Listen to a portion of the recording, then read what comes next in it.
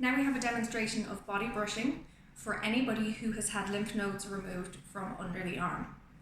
If you've been through breast cancer treatment, for example, protocol for treatment of that breast cancer in Ireland anyway at the moment is surgery to remove one or more lymph nodes underneath the arm or the axilla, and perhaps radiation therapy and chemotherapy as well, or a combination of those. So if lymph nodes have been removed from under the arm here, what happens is that the lymphatic fluid that normally flows through the arm, through this section of the body and the back, into those lymph nodes, it's now got nowhere to go. So if there is some lymph nodes still remaining, those lymph nodes will carry on channeling and filtering fluid as normal, but some of the lymph nodes are missing now, so the fluid that normally flows through those lymph nodes, it literally has nowhere to go. It reaches a dead end and that fluid will start to flow out into the tissue surrounding that area. So what can happen is you can get a buildup of fluid in the chest here, or in the arm, or you may start to see it happening in the hand first or in the fingers. Maybe a ring feels a little bit tighter than usual.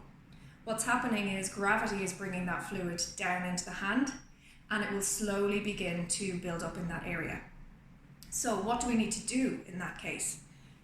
Lymphatic drainage, or manual lymphatic drainage, is an essential part of your treatment plan. Make sure that you check in with a lymphatic drainage therapist who'll be able to explain all of the do's and don'ts, how to look after your body to prevent the onset of lymphedema for as long as possible.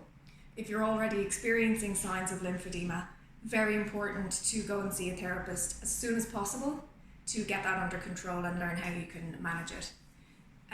Body brushing is one of the techniques you can use yourself at home to help manage this condition and keep fluid moving to another part of the body. It's not to replace what your therapist will do with you.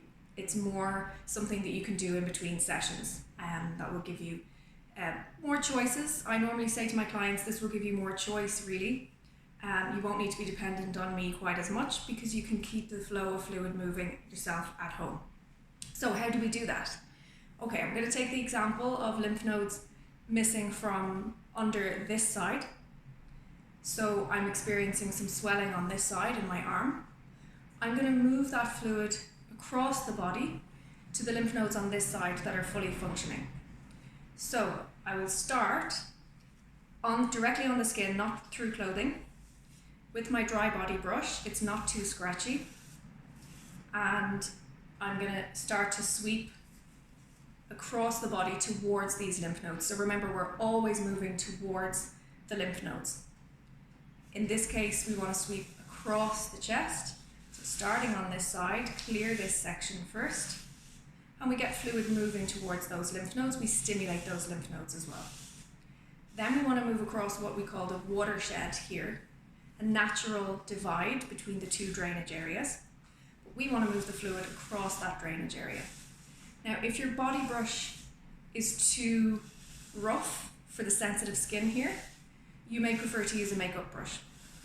It's very gentle, not rough, and we just want to see the skin moving gently. It doesn't have to be a thick brush like this.